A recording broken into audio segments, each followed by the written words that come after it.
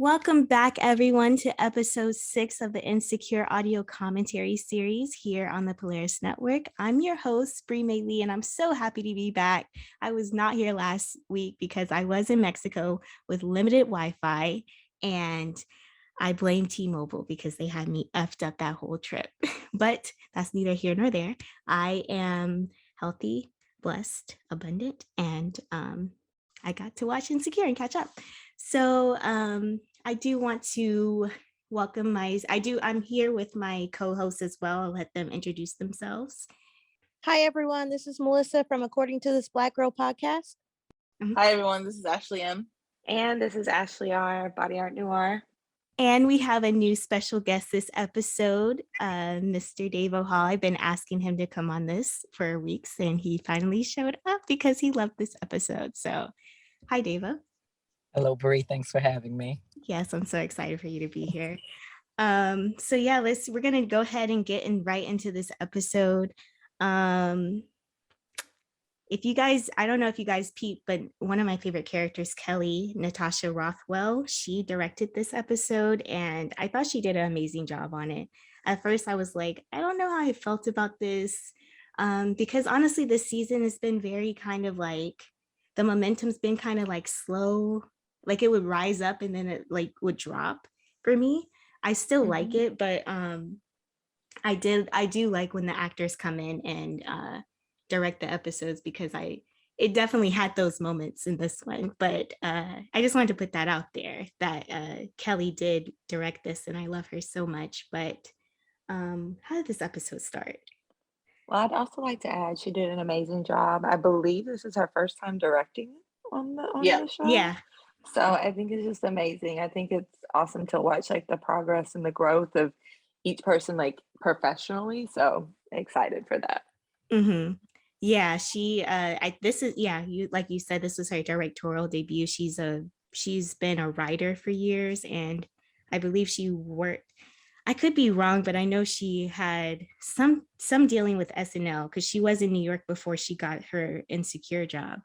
And I guess she was a reader for it, and Issa Rae just offered her the job on the spot because Natasha was not expecting that.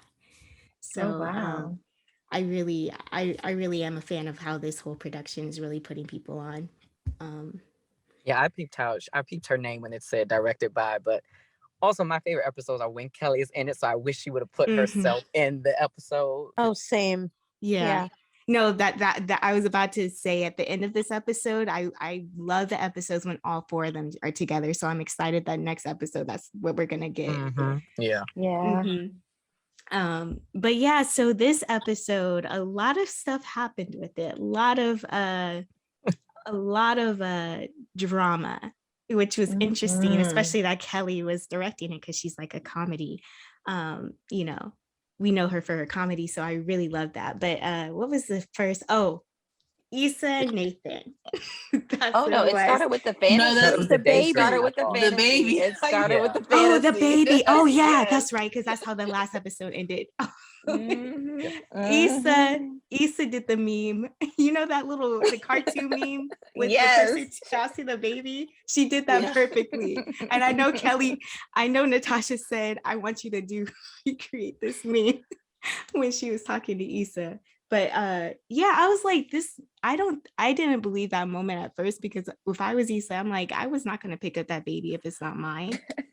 Especially True. I knew last week when they showed it in the trailer, I was like, she's daydreaming. But then as it kept going, I was like, oh, maybe this is real. And then it just went all out the window. I was like, okay. No, the moment she grabbed the baby, I was like, something's gonna happen with that baby. I was like, this ain't real. But still, I was still shocked when it happened, even though I was thinking I knew it's gonna happen, and I still was like, oh crap, what just happened? And the fact that Issa just like laughed. Just giggled and walked. Right.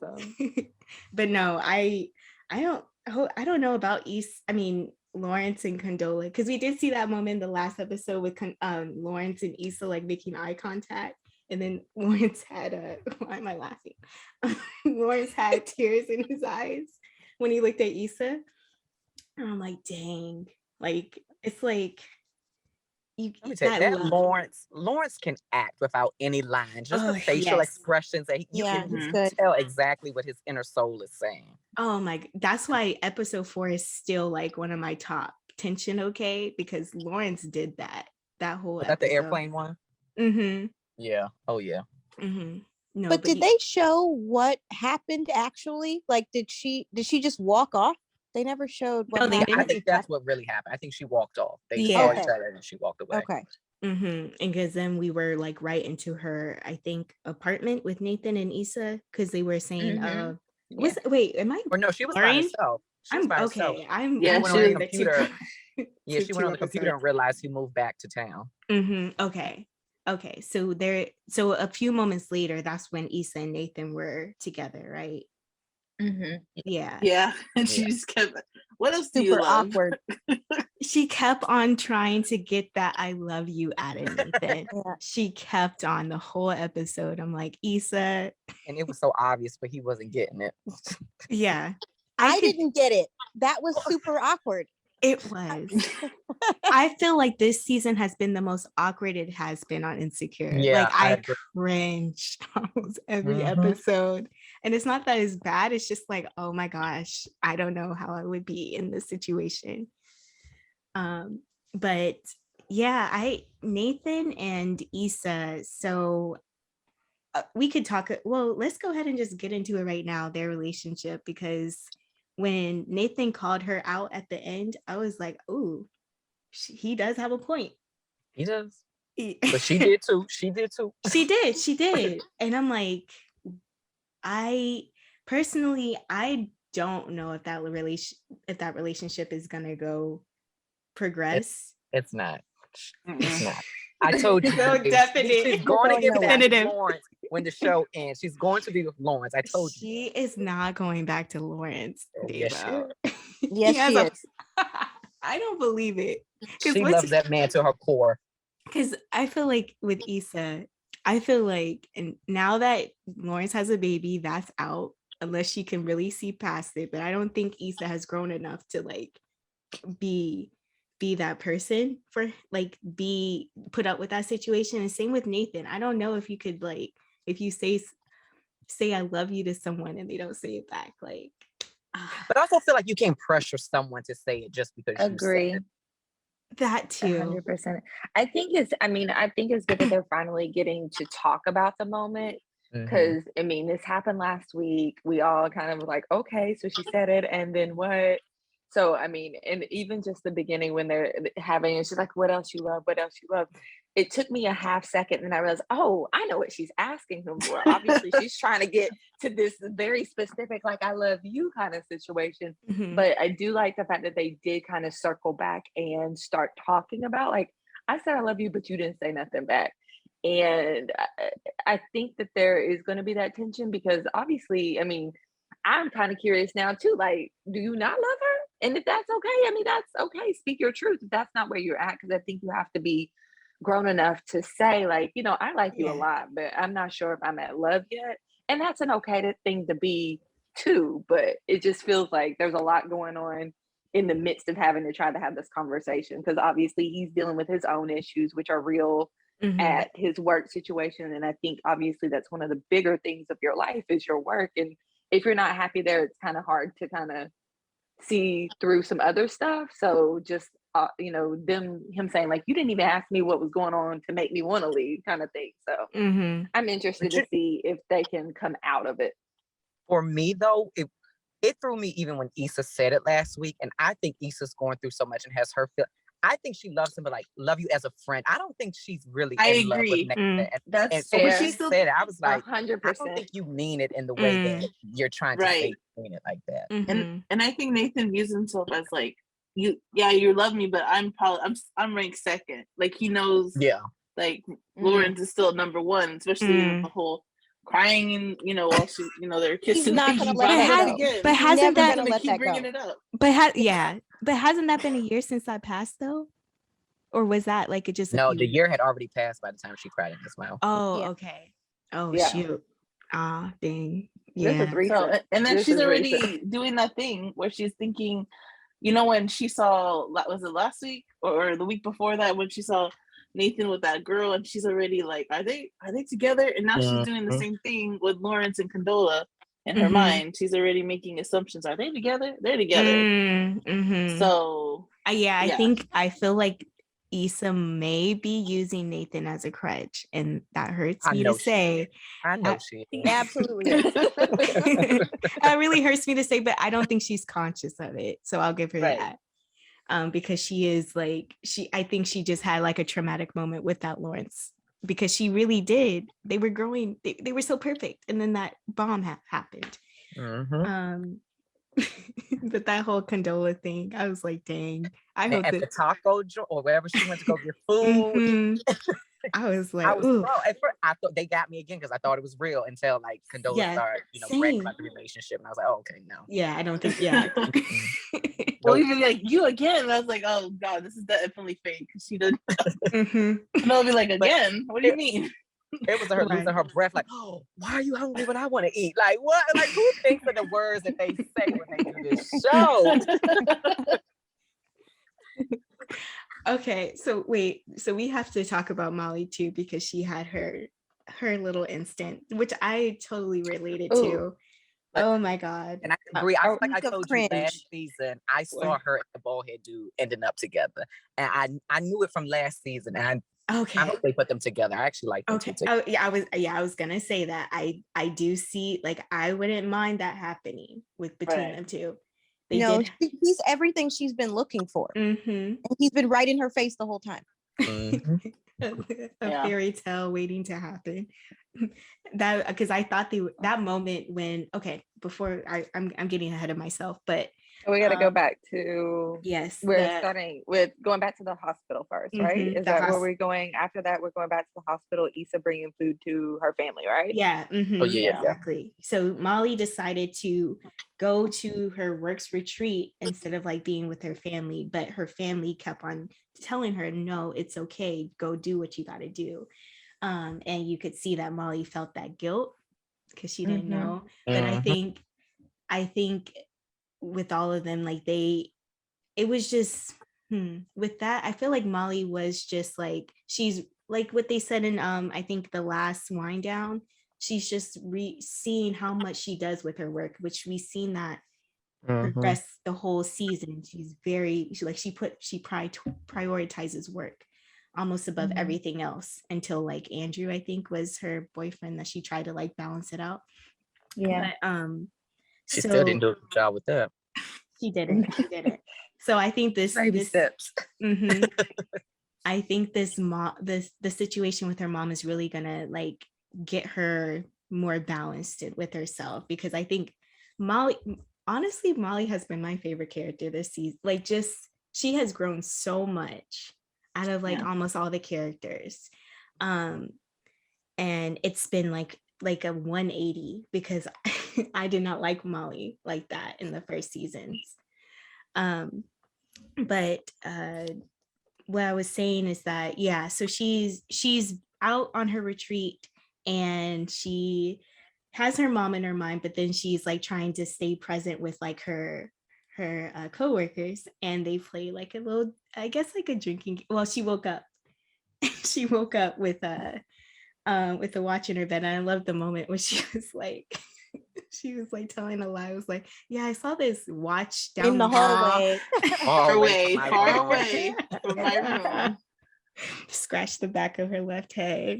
But then as soon as he said it's mine, she goes, did we? Wait a minute, I thought it wasn't in your room, so why would you think y'all did anything? Right, exactly.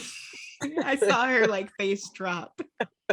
I related to that so much. I just went on a trip with my coworkers, and we had some really drunken nights. I didn't wake up with anybody's watch or anything, but it was like, when I was watching, I was like, that could have easily been me. I was about to say that, like, I went to an Oscars party with some of my coworkers from Warner Brothers, and I had a little bit too much champagne, and oh my god, I woke up and I heard horror stories. So I'm still like recovering from that. But That's the worst when you don't remember and then people have video footage of it. I felt Molly when they were re-showing it. I was like, oh my God, I've been there. Yeah. Put the phone up. Put the phone up. Yeah, like delete. Delete. That was not me. Like oh my gosh. I was like, I was uncomfortable in that because I'm like, sheesh. Oh my goodness, especially with coworkers. And they were all dressed up and she showed up in a sweatsuit. Yeah, right. I feel like that would be me in a situation like that. I would be the one that's like, oh, I'm supposed to dress up. Okay. Yeah, because I'm like, why? I would think that too. Like, be comfortable at parties. Like, why are you gonna wear a suit for it? But I don't know. Just say I always wished I had a job that took me on like a retreat, and then they was like, we get top shelf alcohol. Please sign me up for a job like that. Where do you get this? Please, yes, please, or take me as a +1, please. I will say I've done something similar, and I've taken my best friend as a +1. It's a great time. That's what I aspire to, honestly. Top shelf everything. But what happened with that? Oh, okay. So what is her coworker's name? The guy. It's Torian. Torian? Yeah, I think it's that. Yeah. Okay. So the moment when Molly got the phone call and then they had that little moment at the end, like when she hugged him, I was like, oh my gosh, I did not expect this, and I actually love this. But even before that, when she finally opened up to him, I was glad she finally told somebody. Like, how are you not telling people what's going on with your mother at the hospital? Right. Yeah. I could see from her perspective because I feel like she's so into her image and not wanting people to like doubt her. Like she always wants to, be the top dog. Like even before, like she chose to not tell them about the case. Like she asked for like a little extension, but she still wanted to get it done. So I think it's just something like with her image and not like wanting to put her guard down. Exactly. Exactly. And then her getting drunk like that, her image is like, okay, that image is changed. So Molly. Oh, go ahead, Melissa. Go ahead. Is Ashley R. Oh, I just love that we're seeing no worries. I love that we're seeing a change in Molly's like work and her professional life. I love the fact that they went to that first impressions game and then they're like, making fun of her, like, ooh, and she was like, was I really that bad? Just kind of that full circle moment where she came from a different firm, has really found her footing, even in the midst of all of this craziness. Just to see how much they've all warmed up to her. I really enjoyed that portion of this, just to see her getting back in a good space. Oh, I just want to say for those out there, don't play that game. That's a dangerous game to play. Which don't play that game with anybody. Those are fighting words. Right. No, she was a good sport hearing that. I'm glad she took it well. But yeah, I don't know. I wonder if I'll be too sensitive for that game. But so do you guys have any final thoughts, like any other moments from this episode that stood out to you? Yes, Crenshaw. Oh, yeah. I forgot about that. I was waiting for that. There's still so much. We have a lot to talk about. I'm so over Crenshaw. Like I'm done with Crenshaw because that whole integrity thing, like integrity means doing what you say you're gonna do. And he told Issa he was cool with the changes. You can't then back out and then throw shade at her with an integrity sweatshirt. Boy, out of here. Right. And I was confused by what he was saying. Like he admitted he was wrong for putting stuff on social media, but then how are you mad that she went into your DM? She didn't put it out for the world to see. Right. Like you did that. He went about it the correct way by going right to you and you're like, he threw me off with that. Yeah. No, yeah, I agree. And then he was, running his mouth in the community. So now people are turning against her because it happened. I was like, oh no, because that's not what it was about. Like her whole idea for her vision of the block was to come together for the Black community, and now they're all like turning against her. I'm like, oh gosh, I can't even imagine how she's dealing with that on top of work. No, and even if he was upset, as soon as she said that, like, this is like impacting the community, that should have been a full stop. Yep. Okay, let's get this together. Yeah, I'm mad at you, but let me pull this back. Let me get right on my phone, go to Twitter, and shut this down. right. That should have been what he did. Did any of y'all peep what the sweatshirt said? I couldn't see what the sweatshirt said. But she sort of took her brownie. Integrity, I think. Oh, is that what it said? Yeah. Which is why I was like, are you serious? Because that's not what you did. So, oh, yeah. I think I was just too focused on the brownies. Like I wanted one myself, but I missed the sweatshirt. I love the fact she took it back too. She Yeah. was like, well, honestly, there was no other option. Yeah, these are mine. Yeah. But then he gonna take a jab talking about something they not hitting anyway. You didn't even try one, sir. Shut That's up. what I thought. You didn't even have one. What do you mean? Oh man, maybe they'll have some type of reconciliation. Is that the word? Reconciliation. Oh, is that how you say that? It was in my mind. I hope so. Crenshaw is fine, but I'm done with him for now. I hope they fix it. Agree. Dude, I can't stop seeing him as being Rough Angel. I'm just I like, can't either. I was like, Rough Angel, what are you doing? See, I just saw him recently in that Doja Cat video. I was like, oh, he's in this too. Yeah, he is now. Oh, but can we also just talk about the fight in the barbershop? How homeboy went way too far with Nathan. He went way like you're wrong. Too far. You're late. You are late. It's your fault. And you bring up his bipolar has not like. Oh, I didn't like that at all. I think the owner needs to take some responsibility. Yeah, because he's definitely giving, even though he's getting celebrities and bringing it, you shouldn't be feeling like you should be acting different. You shouldn't be coming in late. You shouldn't be. It's just like that's just not a way to run a shop. Right. And you should be there for your non-celebrity clients just like you are for your celebrity clients. It's your clients complaining about you not being there. Nathan didn't make this an issue. Your clients did. And the guy at the cash register, is he the owner of the shop? Because he was kind of stepping back and he should have stepped in. And he was trying to play like, I'm out of it. And take old boy's side, kind of. Yeah, I feel like he is the owner and he's sticking with old boy because he brings in the celebrities. That's what I thought. Because he asked for the booth rental, so I'm assuming he owns it. Yeah. But yeah, that fight in the barbershop just went way too. I'm glad Nathan didn't like swing on him. That was gross. Remember the first episode we met Nathan, he was fighting in the back of the Uber. Yeah, because Nathan did not need. I mean, there's no reason for that to be said, especially like. And then when he was like, he was still in that energy when he went back to spend time with Issa. So of course he's gonna have that on his mind. And then hearing, Issa having it was just so much going on. I felt bad because they both were coming from two different, they both had a rough day. And then, Issa just wants, comfort. I guess both of them wanted the same thing, but I don't know what the disconnect was.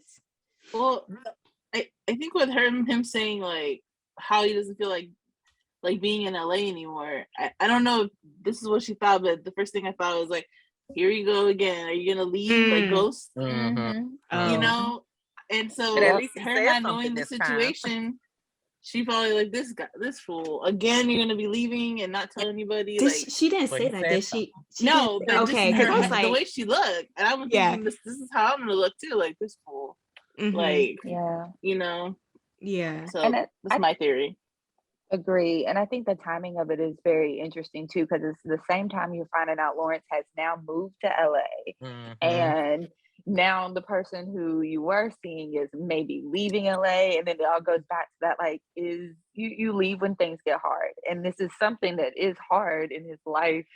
And, and that is maybe how he deals. He maybe just packs up and says, you know what, let me have a fresh start and move out over here. And so that thought of her hearing this as they're having this heated conversation, and she'd be like, you just said that and I'm not supposed to have a reaction to it, which I thought was interesting. Because of course, like if she was on other foot, I feel like Nathan would have something to say to Issa about that. I also think though that once she saw Lawrence, I think the sparkle was going to be off Nathan on this episode, no matter what. It's not as good now because he's back. So I think they were going to get into a fight about, what we're going to have for dinner. It was going to be something. Now it's just not good now that Lawrence is back. See, when that happened, I had a flashback of the first episode of Insecure ever, season 1, with Lawrence and her like just sitting, like it felt like she was still in that like I think I want to leave now. Like that's what reminded me. I immediately thought of that when I saw that scene happen the way it did. I was so bothered with that scene because I kept trying to figure out what the hell they was eating, and I could not tell what that was. It bothered me the entire. I'm like, it looked like a taco, but a red velvet taco. I don't know. No, it looked like a lobster tail. What's that? Is that what it was? But I could see I think it was a lobster tail. I just saw red and something skin. Well, didn't she go to a Mexican restaurant? That's what I thought. Oh, she did. Oh, she gets came from. Oh, she. So it could be like a birria taco where they dip it, the taco in the red. I'm just saying that's something. I don't know. I was just so. I don't know how I saw lobster. I just must be hungry. I thought it was that at first too, and I'm like, no, she went to get Mexican, so this can't be no lobster tail. Hilarious. But I'm looking forward to next week's episode. Too. I did want to say that, like, especially in the beginning when Nathan and Issa were together in bed, before I realized she was looking for that "I love you," I thought she was already in her head about Lawrence too, because it looked like they had a nice rhythm, and then she was just like, "Nah, I can't even get it." I thought she was already having the doubts about it right then. I was like, already done. I thought the same thing. I knew she wanted that "I love you." I was like, she wants him to say it. Yeah. So what else do you love? Do you love anything else? This is weird. Shut up. Shut up. Honestly. Jeez. No, but do you guys have, okay, before we end, what do you want to see by the end of this series that'll make you so happy to see? Like what situation? Together. Okay. I knew that you did already. With a baby on the way. Oh, with the baby on the way. Whoa. Ooh, that's a mighty jumping for. Anyone else?